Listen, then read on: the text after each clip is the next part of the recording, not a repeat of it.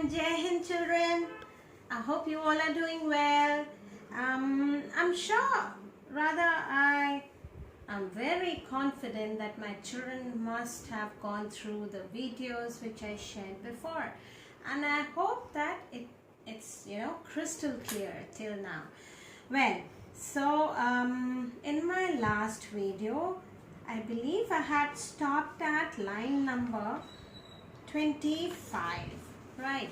So let's just do a quick recap.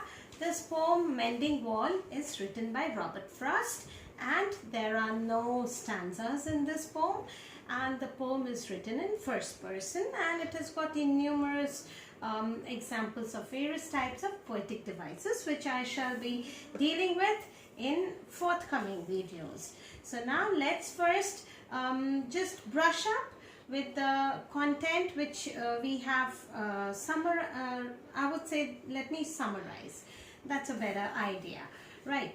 So till now, the content which I have already shared, it dealt with basically that the poet is talking about himself and his neighbor, and that every year they meet each other only during one time, that is the spring season, wherein he calls his neighbor, and then they both do a very collaborative work, and that is what, in just mending their walls that divide their orchards. Like I believe the poet had pine orchards, and his friend, his neighbor, had the apple orchards. And now every springtime, what they do is they just take they bring the boulders which are of various shapes and sizes, and they try to put it in such a way that the boulders they tend to balance and they don't fall down, and the wall gets repaired. Okay, so now I shall continue thereafter from line number 25, which is there in your books on page number 7171. Okay. My apple trees will never get across and eat the cones under his pines, I tell him. He only says, good fences make good neighbors. So children, please underline this line, because this is the crux of the whole poem. Spring is the mischief in me, and I wonder if I could put a notion in his head. Well, in these 4 lines, what the poet is saying, he's just saying that he has tried to tell his neighbor that his apple trees, they will never encroach his pine trees, and that the neighbor remains very much unconvinced. That means he's always in that fear that they might encroach and eat up or steal his apples. That is so weird, and that is so unbelievable, right? But the poet always keeps on telling him that no, listen, his pine trees would never go beyond the boundaries and all, would never just eat up his cones of pines and do some harm. So these things, but still his neighbor was stringent enough that he was like, oh no, I'm not ready to believe. He has to say in that ways that no, let us have the boundary only, because that is the safest way to keep our orchards away from each other, and thus not barging into each other's property. His logic in putting up the wall is that all good neighbors are separated by strong fences. So that is, his belief that good fences make always good neighbors. So why not, repair the wall which has been destroyed throughout the winters, because he strongly had this belief that good fences would always lead to a better relationship. Okay. However, in the springtime, the poet feels very mischievous, and he tries to convince his neighbor to agree with him in another way. But Unfortunately, his neighbor has to believe that, you see, good fences always make good neighbors. So let us not argue in that point, and let us just repair the wall. That was what the neighbor had to quote.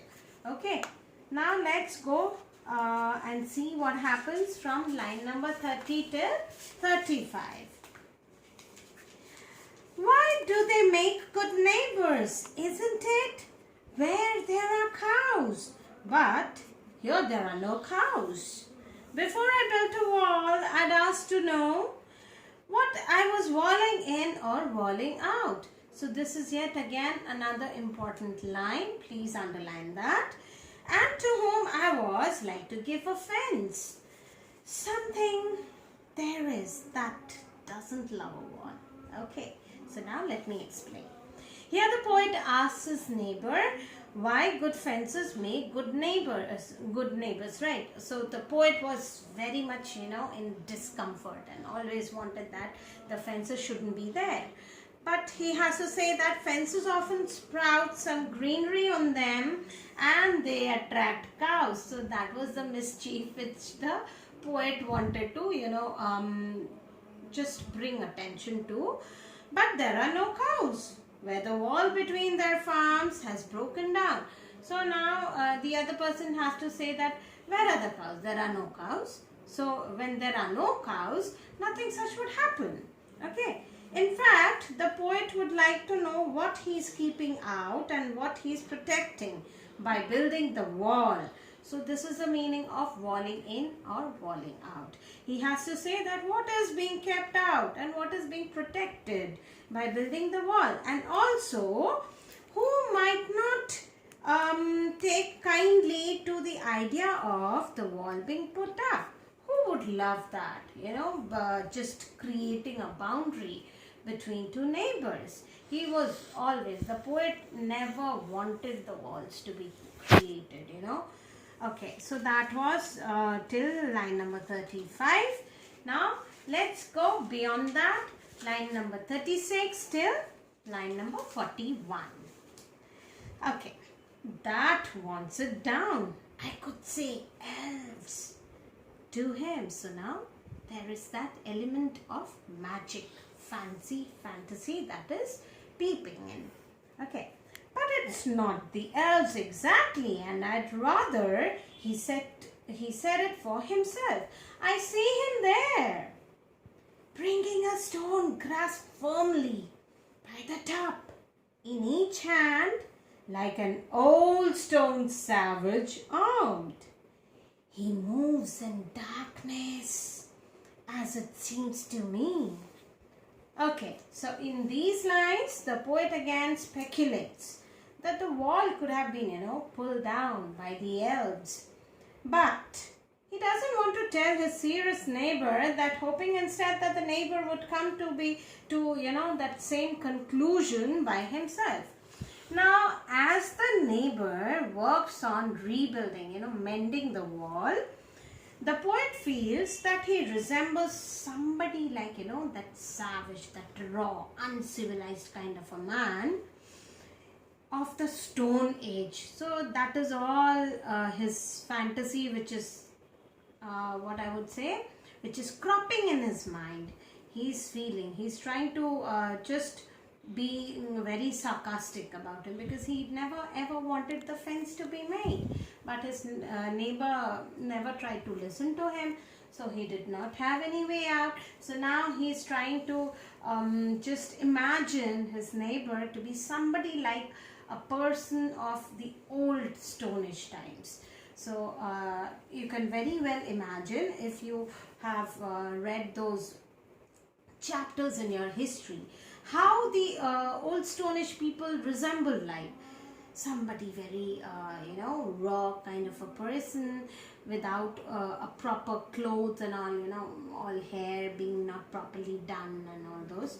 So this poet was being very fanciful here, and then he's trying to just imagine his neighbor to be somebody like an early man.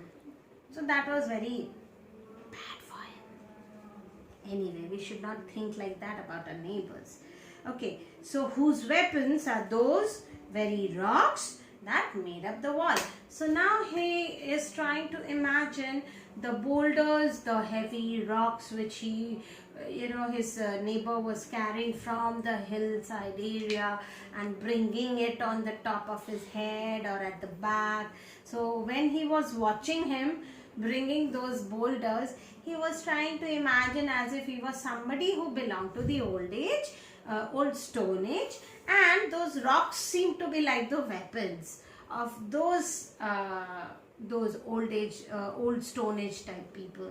So during those times, what used to be the weapons for the early men? The boulders. They used to, if you remember, they used to just rub rocks with each other to create fire. So those, he was getting reminded of those eras. Okay, so now the last 4 lines, that is very, very, very important. So I'll be explaining now the last 4 lines from line number 42 till the end, that is the line 46. Okay, so nor of woods only and the shade of trees, he will not go behind his father's sayings, and he likes having thought of it so well. He says again, good fences make good neighbors.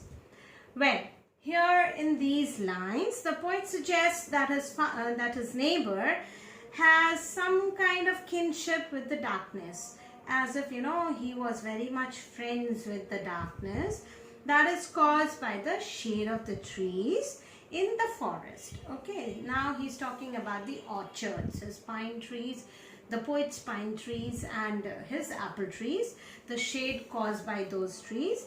The neighbor cannot disagree with his father in saying that good fences account for peace among neighbors. Okay, so now here the last line, that is good fences make good neighbors, that is an example for enjambment, which is yet again another poetic device which I shall deal with it in probably my next video. Alright, so basically what has been summed up here, the theme of the poem. Let me just give you a quick recap. The theme revolves around the wall dividing the 2 neighbors' property. Okay. So basically, children, it's very important. The theme of this poem is very important. Why? Because it's actually talking about the wall which we consciously or unconsciously create amongst our people living together. Now, I'm not talking about the Great Wall of China, but yes, there might be, at times we tend to create some kind of gaps between friends or relatives or people around us, and at times it is like an unconscious thing that happens, and the other times we find it very intentionally done. Okay, now when it is intentionally done, there are clash of emotions, clash of thoughts, clash of maybe feelings, many things are there. So now here, every year the poet is talking about that the poet was actually not for the saying that there should be a wall between 2 neighbors, but the neighbor had a strong belief that if there is a wall, if there was a wall, there would be a better relationship. Okay, that the relationship would last long. So that was his neighbor's assumptions. Now every year they used to meet to repair the stone wall after new gaps were found in it.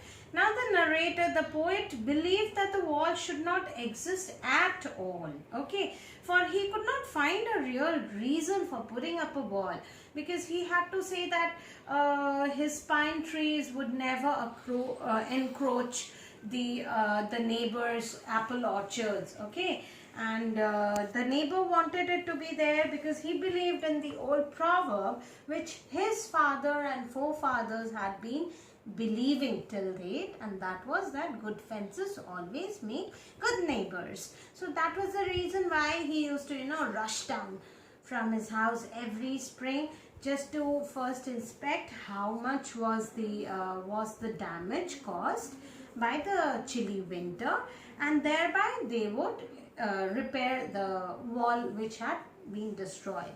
Okay, so he also argues that the nature doesn't like such walls between them. Okay, so that was the mysterious, and the poet here talks about the gaps which were created as being very mysterious. Okay, they used to appear you know unfortunately or fortunately without any reason. He could not decipher a single logical reason behind that, but yes, there was only one reason which he could sense, that the falling of the melting of ice seeping into the cement, and then it is scientifically melting and loosening of the gaps it's done, and then when the cement gets loosened, what happens? He had to say that the boulders would fall down. So that was the only reason what he could have believed, but otherwise he did not find any reasoning sufficing enough.